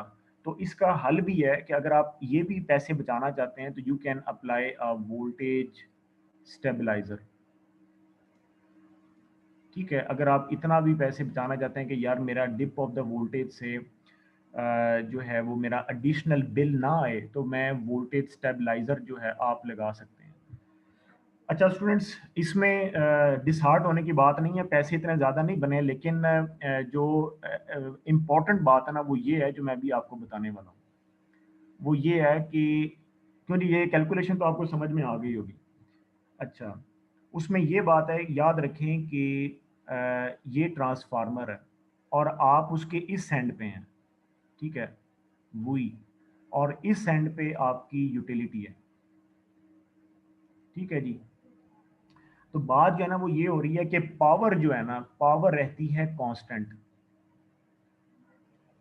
पावर जो है वो कांस्टेंट रहती है। मैं अभी जो चीज़ बता रहा हूँ ना वो आपको मैं वोल्टेज डिप की ही बता रहा हूँ। तो अगर मेरे पास यहाँ वोल्टेज जो है वो डिप कर जाता है तो ऑब्वियसली करंट क्या हो जाएगा, मेरे पास इंक्रीज कर जाएगा। अभी आपने देखा भी है कि करंट जो है वो आपके पास जो है वो इंक्रीज कर गया था, जब 205 वोल्ट लिए मैंने तो करंट आपके पास 4.88 आ गया। तो इसीलिए क्योंकि आपकी जो पावर है ना वो कांस्टेंट रहनी है। ठीक है, तो वोल्टेज अगर कम आएंगे यहाँ पे मेरे पास तो करंट बढ़ जाएगा। ये सारी बात सिर्फ रुपीस पे नहीं हो रही, करंट जब आपके पास बढ़ जाएगा ना तो आपका जो डिवाइस है वो हीट अप हो जाएगा। मेरी बात समझ में आ रही है? तो डिवाइस आपका हीट अप हो जाएगा और इसका मतलब ये है कि अगर वो ऐसा ही रहता है प्रोलॉन्ग्ड, यानी प्रोलॉन्ग का मतलब यह है कि एक लंबे अरसे तक वो एक ज़्यादा करंट को बर्दाश्त कर रहा है जो कि उसकी लिमिट से बाहर है, रेटिंग से उसकी ज़्यादा करंट आ रहा है। अगर डिवाइस 5 एम्पेयर पे रेटेड है, उसको 5 या 5 मिल रहे हैं, तो इसका मतलब यह है कि वो अब हीट क्रिएट करेगा जिससे आपकी efficiency of the device down हो जाएगी। मेरी बात सुन आ रही?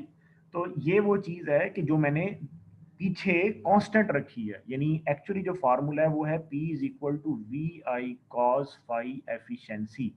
मैंने ये वाले जो दो फैक्टर्स हैं, एफिशिएंसी को मैंने 1 कंसीडर किया है और पावर फैक्टर को भी मैंने 1 कंसीडर किया है आइडियल। तो वो मैंने कैलकुलेट किया है I is equal to P by V. आपने देखा होगा I is equal to P by V किया है मैंने पीछे, अभी आपके सामने मैंने I equal to P by V किया है। I haven't included power factor, ठीक है, नॉर एफिशिएंसी। लेकिन एफिशिएंसी को अगर आप बीच में लाना चाहते हैं ना, तो फिर आप वोल्टेज को एक जगह फिक्स रखेंगे और फिर आप एफिशिएंसी डाउन करके कैलकुलेट करेंगे। तो जाहिर बात है ये सारे फैक्टर्स हैं जो कि बिल में, लेकिन अगर आपका जो डिवाइस है वो अच्छा है और आपने उसके साथ स्टेबलाइजर लगा लिया है, तो वो उसकी वोल्टेज को भी मेंटेन रखेगा और एफिशिएंसी भी उसकी जारी रहेगी बेहतरीन तरीके से। तो फिर आपका जो वोल्टेज डिप है वो आपको नुकसान नहीं पहुंचाएगा। तो वोल्टेज डिप सिर्फ ये नहीं है कि वोल्टेज डिप जो है, यानी वोल्टेज डिप का एक दूसरा जो इफेक्ट है ना, वो एफिशिएंसी पे पड़ रहा है। मेरे पास में ये चीजें इंटरलिंक्ड हैं आपस में। तो डायरेक्टली देखो, यानी मेरा समरी जो छोटी सी है, साफ सी बात वो ये है कि अगर मैं अपनी एफिशिएंसी को 100% लूं और पावर फैक्टर को 1 लूं, तो सिर्फ और सिर्फ वोल्टेज डिप के साथ मैं ये नहीं देख सकता कि अच्छा जी मेरे इतने पैसे ज्यादा बन गए। नहीं, उसका एक दूसरा इफेक्ट भी है जो मुझे कैलकुलेट करना पड़ेगा। यानी ओवरऑल ये मेरे पास बन गया कि 33 रुपए मेरे पास ज्यादा बन रहे थे, 33 रुपए बन रहे थे। इसमें आप जमा कर लें अपनी एफिशिएंसी का ड्रॉप, ठीक है। तो ये भी आपको बर्दाश्त करना पड़ रहा है, ये बात हमेशा याद रखें। सारी चीज को आप सिर्फ पैसों में नहीं कैलकुलेट कर सकते, बल्कि आपको लाइफ और एफिशिएंसी का ताल्लुक होता है डिवाइस की लाइफ से। जहां डिवाइस ने 1 साल चलना है वहां आधा साल चलेगी, जहां 2 साल चलना है 1 साल चलेगी, उसकी लाइफ कम हो जाएगी क्योंकि वो हीट अप हो रही है, उसकी एफिशिएंसी कम वोल्ट की वजह से मुतासर हो रही है। तो ये बात है, ठीक है। तो ये वो चीज़ है जो कि वोल्टेज की कमी की वजह से हमने देखी। अब हम देखते हैं, लेट्स से अगर मैंने ये बात आपको पता चल गई होगी। अब मैं देखता हूँ कि अगर मैं पावर फैक्टर को देखूँ कॉस फाई को, तो बहुत आसान है। अगेन मैं यही मैं करूँगा, I is equal to P by V into cos of phi. Again अब मैं क्या कर रहा हूँ, अब मैं एफिशिएंसी को नहीं देख रहा। अगर मैं उस फैक्टर को भी वैसे बाय द वे साथ में लिख लूँ ना, जो मुझे एक्चुअल अगर पता है, तो मतलब बिल्कुल फिर आपके यानी वो भी कैलकुलेशन ठीक है बिल्कुल। यानी इसका मतलब ये हुआ है कि अब वक्त जो आपका यानी इस वक्त अगर मैं एफिशिएंसी 1 ले रहा हूँ, इसका मतलब ये है कि मैं डिवाइस को बिल्कुल न्यू कंसीडर कर रहा हूँ।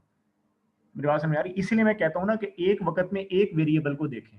अगर आपने सारों को देखना है तो भी ठीक है, आप ये कह सकते हैं जी आपका डिवाइस 3 साल पुराना है, 3 years old, तो फिर उसकी एफिशिएंसी को मैं 90% ले सकता हूँ या मैं 0.9 लिख सकता हूँ, ठीक है। तो फिर आपका करंट पहले से भी ज्यादा आएगा, जारी बात, और फिर आपका बिल उससे भी ज्यादा बनेगा। लेकिन हम जिस फैक्टर को पढ़ रहे हैं वो एफिशिएंट पावर फैक्टर या वोल्टेज का डिप है, लिहाजा मैं उसको फिर वन ले लेता हूँ। चलें लेट्स से अगर मेरा डिवाइस न्यू है, हाँ, लेकिन उसका एडवर्स इफेक्ट मैं प्लस करके लिख रहा हूँ, ये आपको पता चल गया, अभी मैंने पीछे बात भी की, ठीक है। तो अब मैं कहता हूँ कि जी मेरी जो पावर है वो है 1 किलोवाट, 1 किलोवाट पर ही बात हो रही है। हमने अब देखे ना, मैंने इसको भी फिक्स रखा हुआ है एवरेज, ठीक है, डिवाइडेड बाय, अब आपने चलें अब आप दोनों फैक्टर्स ले लें, 205 को ले लें, 220 के साथ भी कर सकते हैं पहले, और पावर फैक्टर जो है वो आपका डिप हो गया 0.8 चला, सही। अब ये 0.8 जो चला ना, इसकी मैं आपको अलग से अभी 2-3 मिनट में एक्सप्लेनेशन देता हूँ कि पावर फैक्टर का कंबाइंड इफेक्ट क्या है, बल्कि मैं अभी बता ही दूँ, ठीक है। ये आपका एक लोड है, ये आपका मोटर लोड है, ये आपकी आयरन लगी हुई है, ठीक है, ये दोनों चल रहे हैं एक वक्त में, ये आपका फैन लगा हुआ है, ठीक है, प्लस किसी ने लाइटें भी जलाई हुई हैं, बहुत सारा काम हो रहा है घर में, ठीक हो गया जी। ये आपका जो है ना जी मेन पावर फैक्टर का मीटर है यहाँ पे। तो यहाँ पे ये और ये जो नीचे है, ये 3 से 4 यहाँ पर अकोमुलेटिव इफेक्ट आएगा ना, यही चीज आपने पढ़ी होगी पावर फंडामेंटल्स में कि अगर 5 से 6 लोड्स चल रहे हैं तो उसका अकोमुलेटिव इफेक्ट आ रहा है यहाँ पे। एक तो ये आपके लोड का अकोमोलेटिव इफेक्ट है, एक ये वाला जो इफेक्ट है ना, ये यूटिलिटी का मैं पढ़ रहा हूँ यहाँ पे, ये वाला जो मैंने लिखा है ये यूटिलिटी की तरफ से आ रहा है, यानी आपकी जो यूटिलिटी कंपनी है ये उसका पावर फैक्टर है जो आपको मीटर पे मिल रहा है, मीटर पे जो आपका जो पैनल मीटर है, अगर वहां पे आपको 0.8 मिल रहा है, ये उसकी बात हो रही है। ठीक है, अगर आपको वहां पे ही 0.8 मिल रहा है तो आपके अपने लोड का जो पावर फैक्टर है वो इसको और डाउन कर सकता है। मेरी बात समझ में आ रही है? अगर आपको यूटिलिटी पे 0.9 मिले तो आपका जो लोड है वो आपको 0.85 तक ले जाएगा। मेरी बात समझ में आ रही है? तो इसीलिए यूटिलिटी की ये देखो कितनी जिम्मेदारी बनती है कि वो वोल्टेज और पावर फैक्टर को एक अच्छे लेवल पे रखे, ताकि आगे जो लोड्स लगने हैं उसका इफेक्ट जो है वो जाहिर बात है उसको मुतासर करेगा। यानी यूटिलिटी को जो पावर फैक्टर है वो घरों को 0.9 देना चाहिए आइडली, ताकि जब वो लोग अपना लोड लगाएं तो वो 0.85 तक आ जाए, इससे ड्रॉप ना हो। मेरी बात समझ में आ रही है? तो ये वो चीज़ है जो मैं यहाँ पर 0.8 रख रहा हूँ, वो मैं ये देख रहा हूँ अगर मुझे यूटिलिटी पावर फैक्टर 0.8 दे रही है, या अब मेरे पास 0.8 चल रहा है पावर फैक्टर, 0.8 के साथ आपका यानी 0.8 के साथ जो है वो अब आपका क्या इफेक्ट आएगा। तो जाहिर बात है कि पहले मैंने सिर्फ 205 के साथ कैलकुलेशन की थी, अब 0.8 इसको कम कर देगा, यानी डिनोमिनेटर आपका कम हो जाएगा, ऐसे ही है ना। पहले तो यहाँ पर कोई लेसर फैक्टर नहीं था, यानी लेसनिंग फैक्टर, अब यहाँ पर लेसनिंग फैक्टर 0.8 आ गया, समझ आ रही ना। तो ये 205 से कम हो जाएगा, 205 से कम हो जाएगा, तो आपका जो आंसर है वो आता है 6.098 एम्पेयर। तो देखो करंट बढ़ गया। ठीक है, पहले अगर पावर फैक्टर 1 था तो आपका जो आंसर था वो आ रहा था 4.88। तो अब आपका एडिटिव जो आपका करंट बन रहा है वो क्या बन रहा है, 1.218 एम्पेयर। क्यों नहीं समझ आई बात? ये वाला करंट मैंने पीछे कैलकुलेट किया है, वो अगर जब आप रिकॉर्डिंग देखोगे ना तो उसमें आप बैक करके देख सकते हो कि ये 4.88 वाला करंट मैंने 205 वाले वोल्टेज के साथ कैलकुलेट किया है। ठीक है, मेरी बात समझ में आ रही है?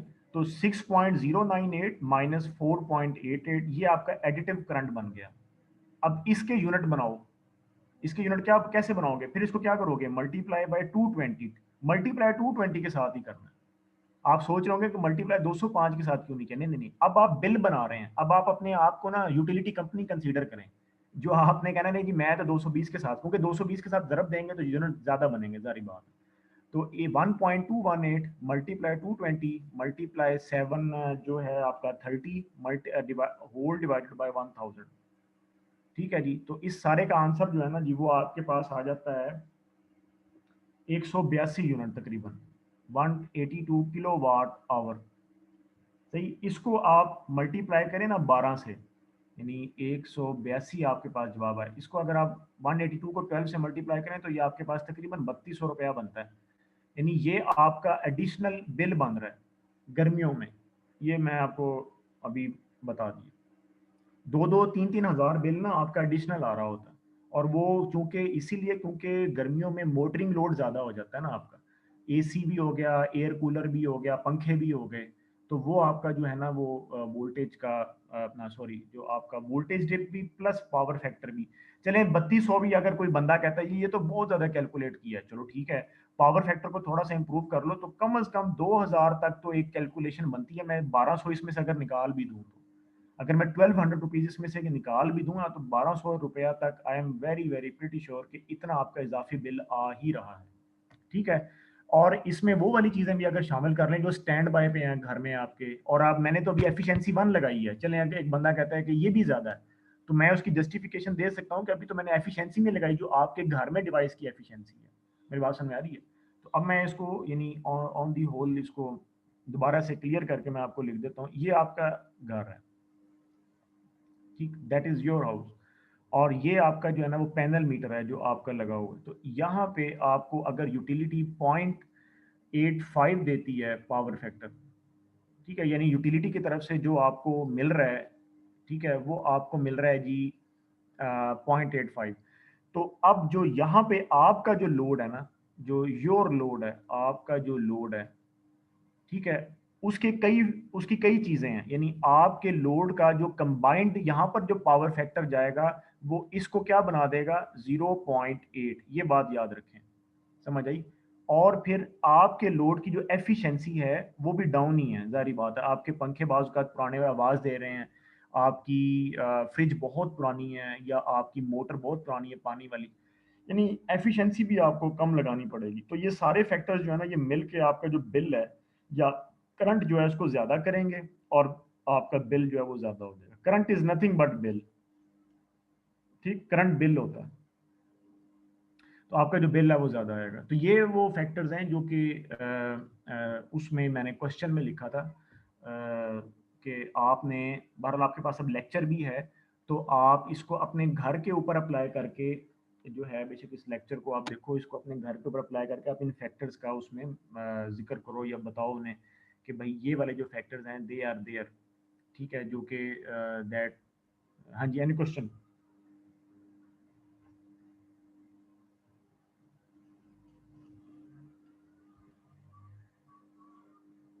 हाँ जी, कोई क्वेश्चन है तो पूछें।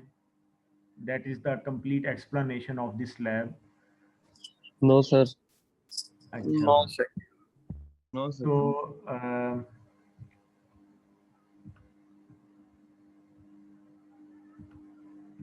बहरहाल ये वो काम है जो आप लोगों ने करना है, ठीक है। तो इसके साथ जो है वो आपको देखें कि काफ़ी डीप नॉलेज मिलेगा कि उसमें कुछ मतलब ये है कि some things are fixed from the utility and some are not, और फिर उसके बाद वो चीज़ें आपके ऊपर आ जाती हैं। कुछ चीज़ें फिक्स हैं, यानी उनका tariff rate, slab rate fix है। जो चीज़ें फिक्स नहीं हैं वो क्या हैं कि जो वोल्टेज के डिप है, पावर फैक्टर है, और इसके बाद जो वेरिएबल आपके घर में है जो कि उस एफिशिएंसी का वेरिएबल है या पावर फैक्टर का है, वो कैसे अफेक्ट कर रहे हैं, यूज ऑफ लाइट्स कैसे अफेक्ट करता है, ये सारी चीज़ें जो है ना वो इसमें अकोमुलेट हो जाएंगी, ठीक है। तो ये मैं एलएमएस पे अपलोड कर दूंगा, लेक्चर भी की रिकॉर्डिंग भी और ये भी।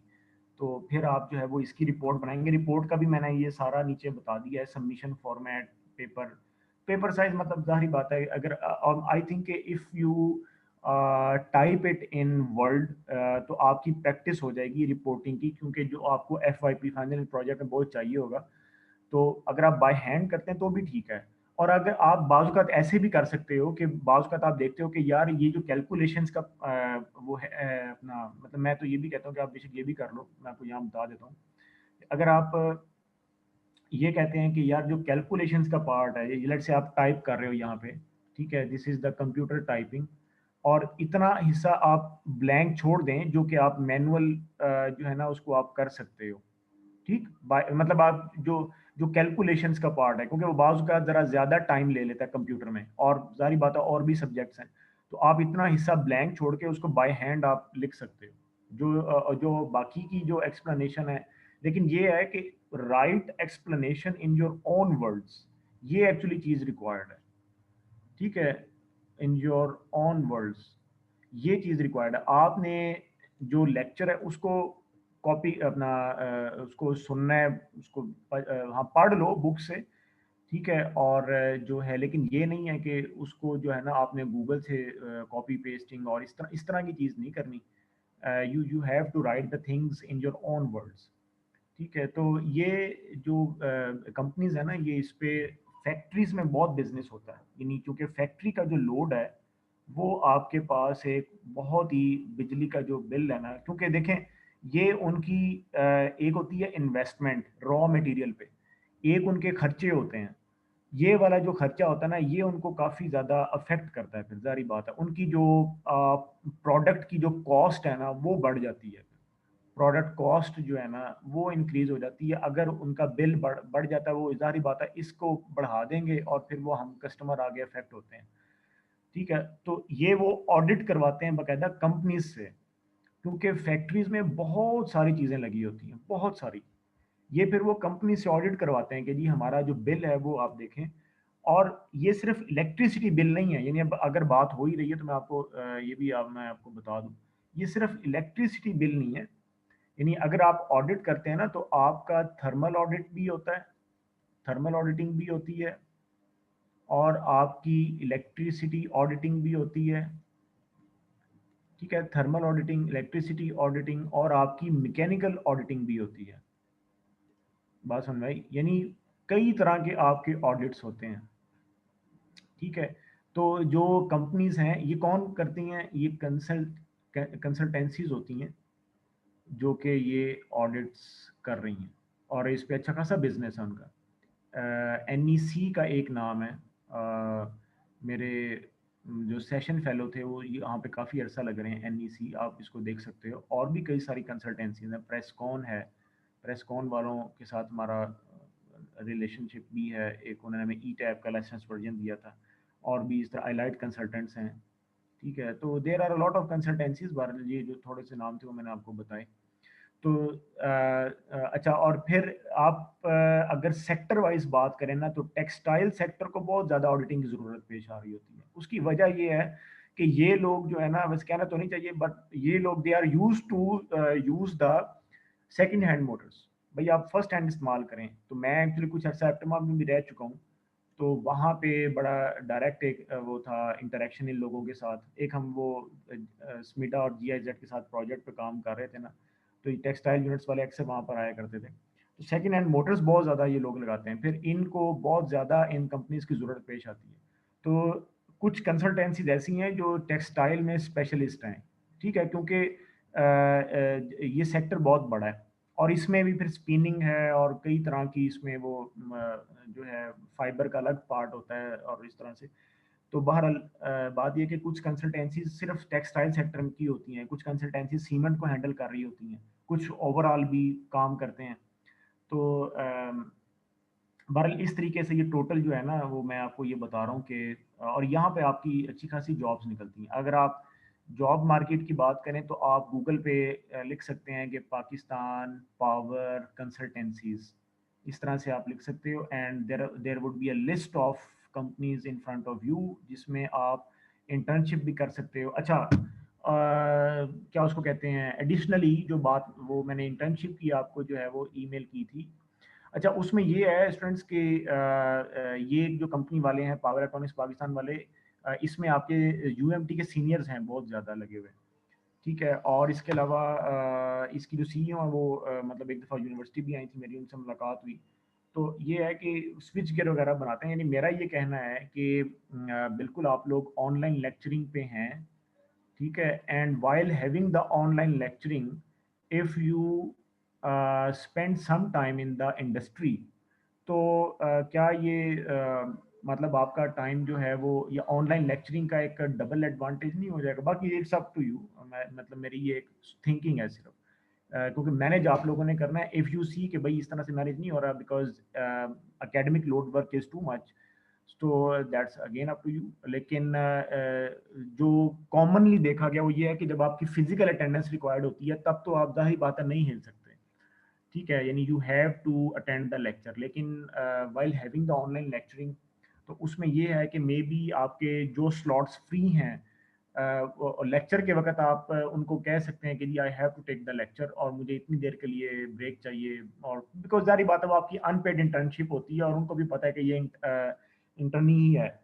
तो उसमें ये होता है कि बाकी का जो वक्त है वो आप इंडस्ट्री में एक अच्छा स्पेंड कर सकते हो। यानी ये मेरी एक सजेशन है कि इंडस्ट्री के साथ आप जितना अपने आप को लिंक रखोगे, आपको इंडस्ट्री का पता भी चल जाएगा और आपका एक सोशल सर्कल सा बन जाता है जो आपको आगे जॉब में या पेड इंटर्नशिप्स में बहुत हेल्प आउट करता है और आपकी CV बहुत अच्छी बन जाती है, ठीक है। और वक्त गुजरने का तो पता ही नहीं चलता, वक्त भी गुजर जाता है और आपके 3-3 4-4 काम एक ही वक्त में हो रहे होते हैं।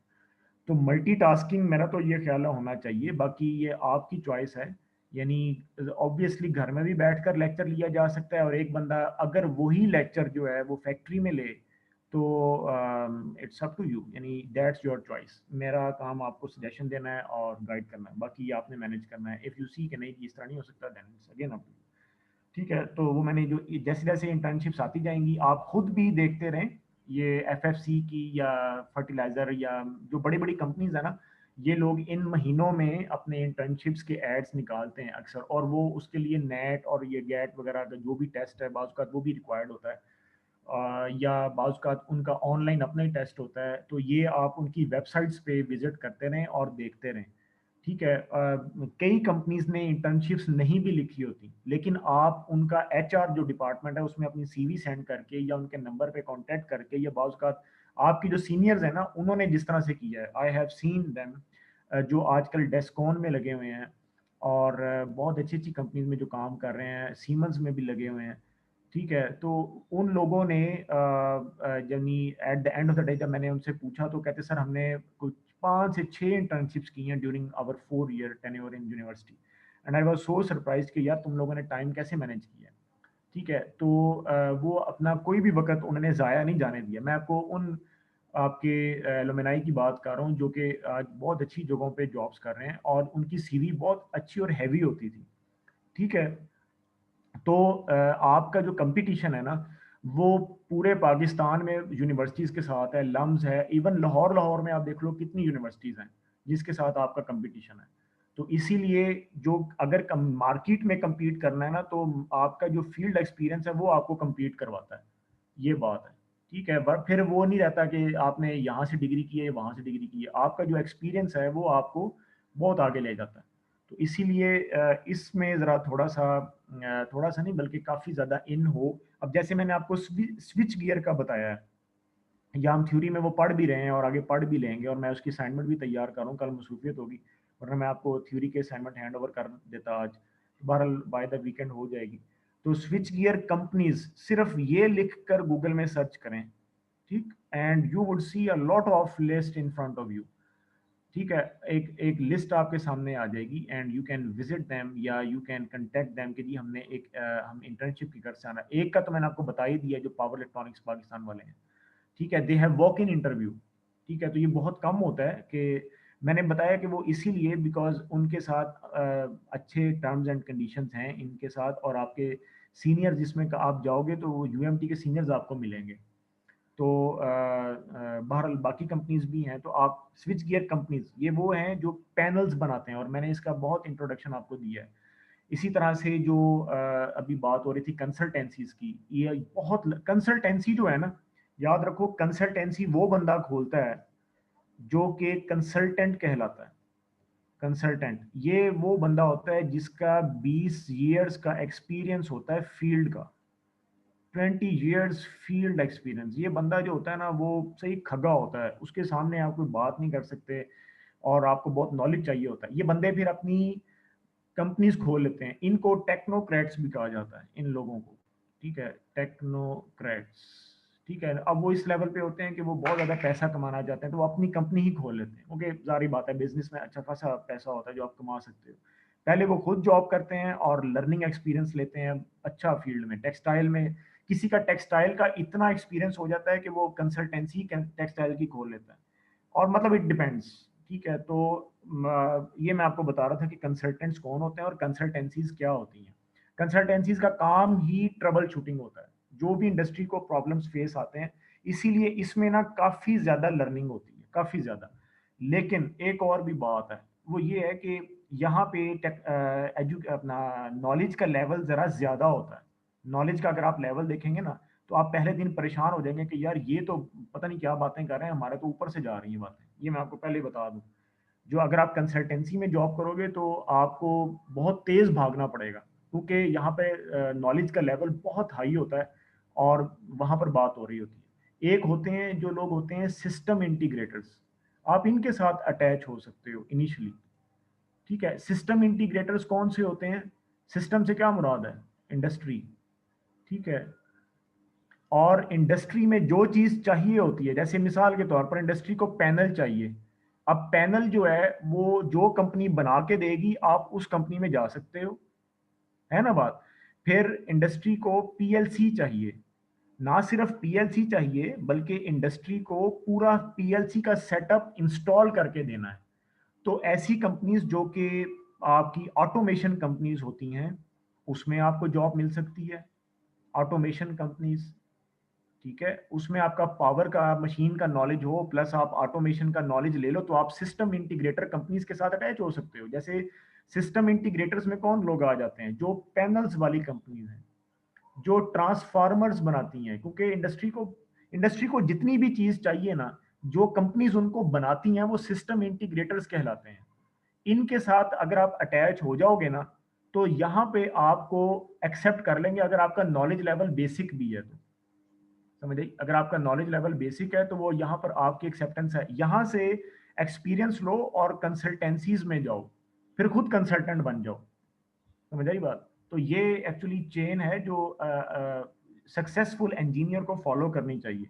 I make it again, system integrators की मैंने बात की, वो अब आपको पता चल गई होगी कि सिस्टम जो इंटीग्रेटर है वो क्या होता है।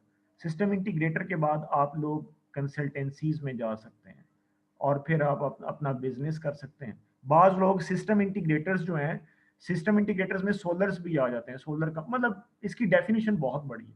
बाज लोग सिस्टम इंटीग्रेटर में काम करके ही अपना बिजनेस रन कर लेते हैं।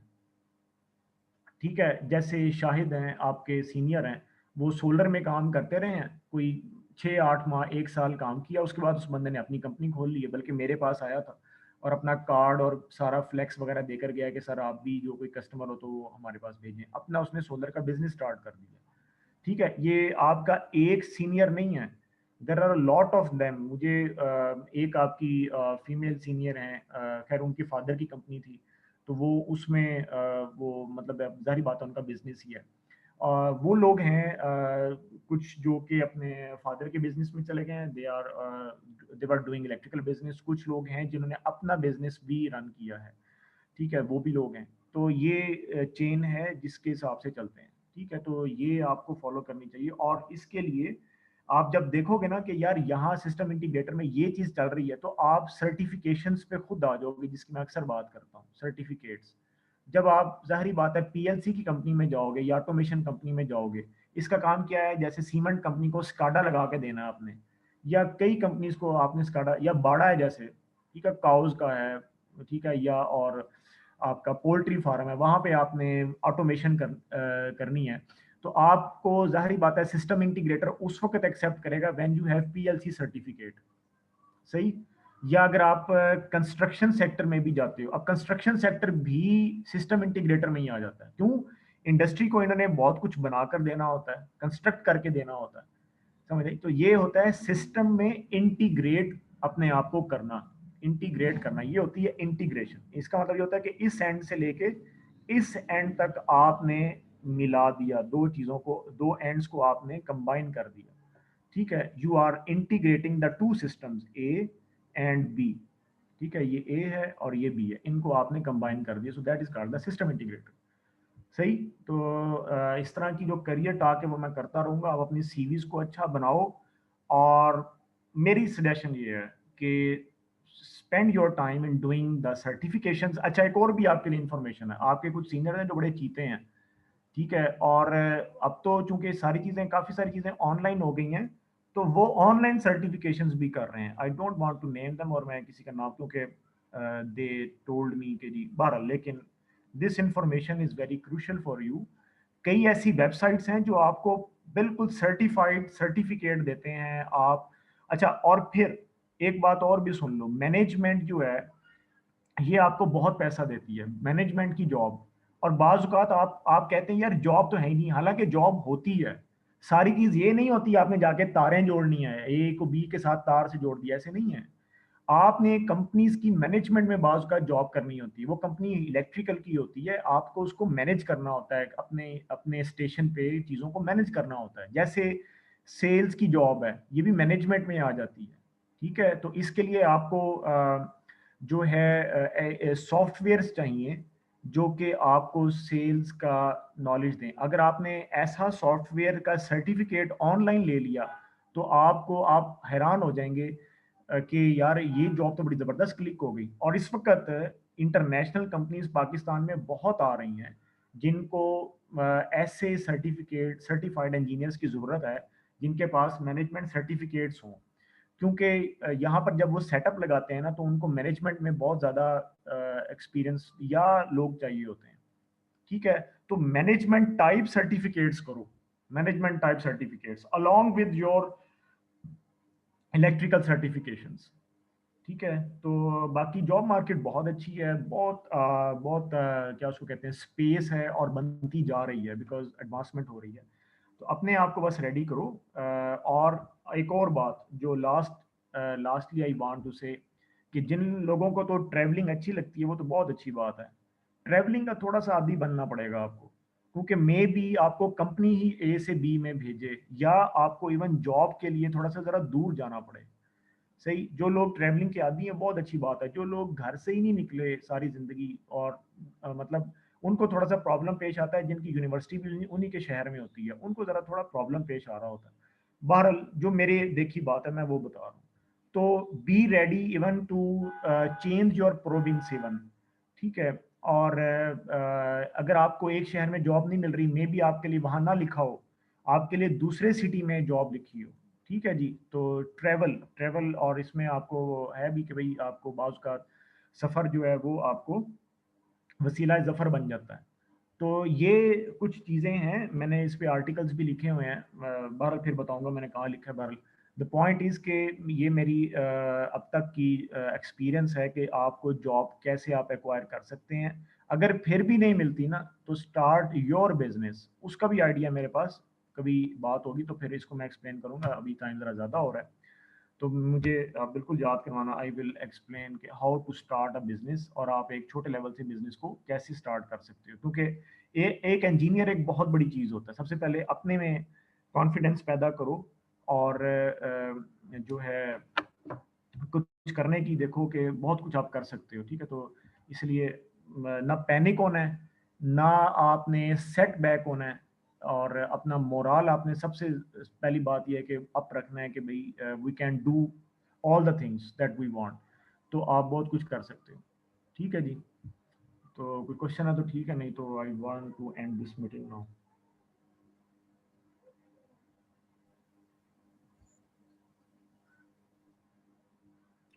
ठीक है, ये मैं LMS पे अपलोड कर दूंगा जो PDF फाइल है, और विल आल्सो गाइड के हमने चूंकि इसमें एक असाइनमेंट में 2-3 चीज़ें हम और डिस्कस की हैं, तो इसको मैं पार्ट A B C करके मे बी इसको अपलोड करूँ, ठीक है।